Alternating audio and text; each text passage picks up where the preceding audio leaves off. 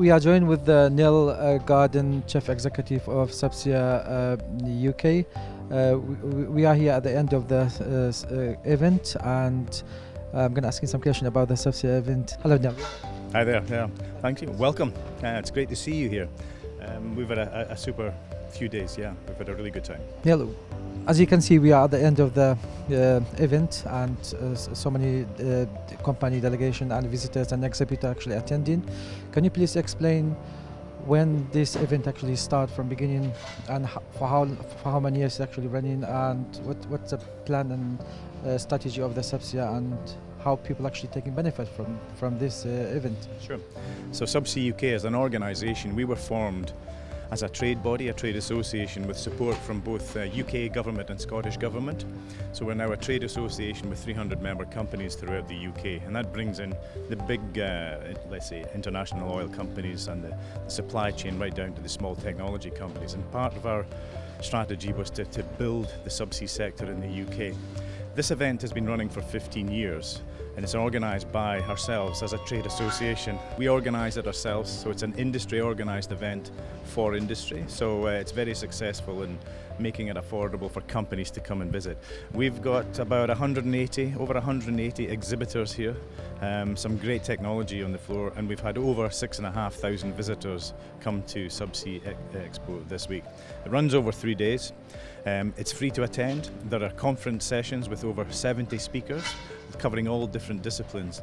The theme for the event this year was new perspectives. Now, new perspectives means what's the future? What does the future look like? Particularly when we look at the UK, the big conversation pieces about energy transition. How does the future look? So many things we talk about in subsea is the subsea infrastructure that has built the North Sea around the UK. How much subsea infrastructure? There are about 2,500 subsea wells around the UK, which is a massive amount. And that has really built the expertise and knowledge we have here. And we have a huge amount of offshore installations, hundreds of offshore installations. And how we manage those installations and look after them is such an expertise we've got here. Yeah. If you talk about the geographical location, what's the idea behind you organising this event here in Aberdeen? Okay, so Aberdeen is seen as a global centre of excellence for subsea engineering. Just outside Aberdeen there's a place called West Hill, and it's got a nickname called Surf City. Now, surf we all associate with the beach, but it's got nothing to do with the sea because it's a few miles inland. But SURF stands for Subsea Umbilicals, Risers and Flow Lines. So major companies such as Technip FMC, such as Subsea 7 and many others, Riva. And there's a whole host of companies that are based there, and that is where so much of the experience has built up over the years.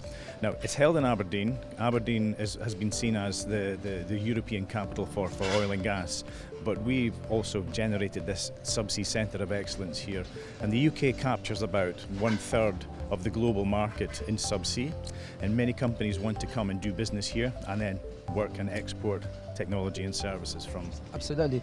Neil, you talk about the delegate and speaker and visitors. So are there any speakers from the international speakers coming from abroad, or just European or maybe UK speakers was around?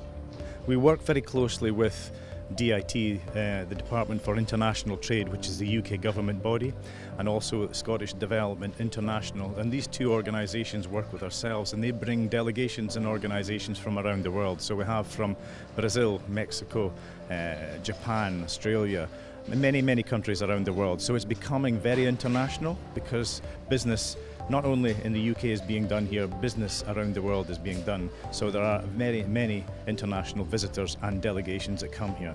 On the first day we had a breakfast with early in the morning, which covered about 10 different countries from around the world to talk about what was happening in their area.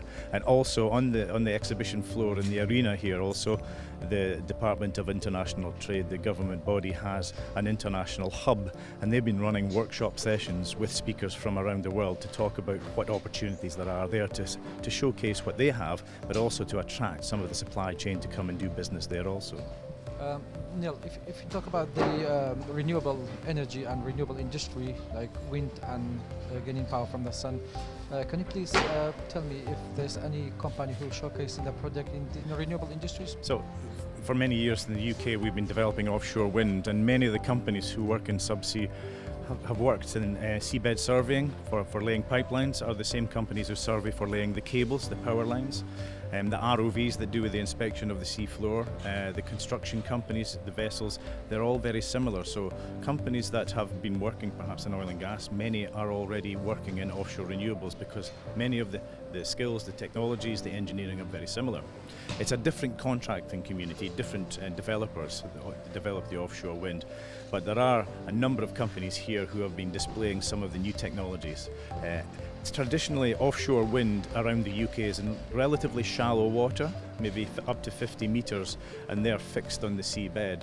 The next generation will be floating wind as it goes into deeper water, and when we look at the technologies that's been developed for floating offshore production for oil and gas, many of those technologies such as anchoring, seabed, dynamic cables and umbilicals and pipelines, all that technology is going to be very transferable and very important for the offshore renewable. So you're talking about the new generation of technology, so would you please tell me your inspiration for development for the next Subsea Expo, maybe 2021? It's difficult to say. The next generation is energy transition is very much on the agenda now. I think on the first day we had a plenary session, which my plan was to bring different sectors into a discussion. So we had oil and gas UK talking about their future plan and how to get net zero emissions, reducing the carbon footprint in the oil and gas sector. We had the offshore renewable energy catapult, which is a government funded organisation to help renewable energy get technology into the marketplace. We had the chief executive from the Hydrogen Association, so talking about how hydrogen can play a part in the future. So when we had that discussion, it was how are we going to change the future of energy using the existing capability and technology, but much more integration of oil and gas, carbon capture, offshore wind for power and generation for powering offshore installations. Electric cars, maybe? Well, electric cars, absolutely, because they talk a lot about how we can power everything electric and clean in the future, but we still need to generate electricity. So creating the fuels to drive those electricity power plants could come from gas, it could come from hydrogen perhaps. So hydrogen is a very clean burning fuel, it produces water as its only output, but there are different types. So there was so much good discussion about that, and I think in the coming years it will be about how are those next generation technologies looking way out, 10, 20, 30 years in the future, how are they going to make a difference? And what we are so keen about the subsea sector is that the subsea sector is one of the big enablers to allow those things to happen. Okay, Neil, so thank you very much for joining us and wish you all the success for the next event in 2021. Thank you for being with us. Thank you very much. Thank you.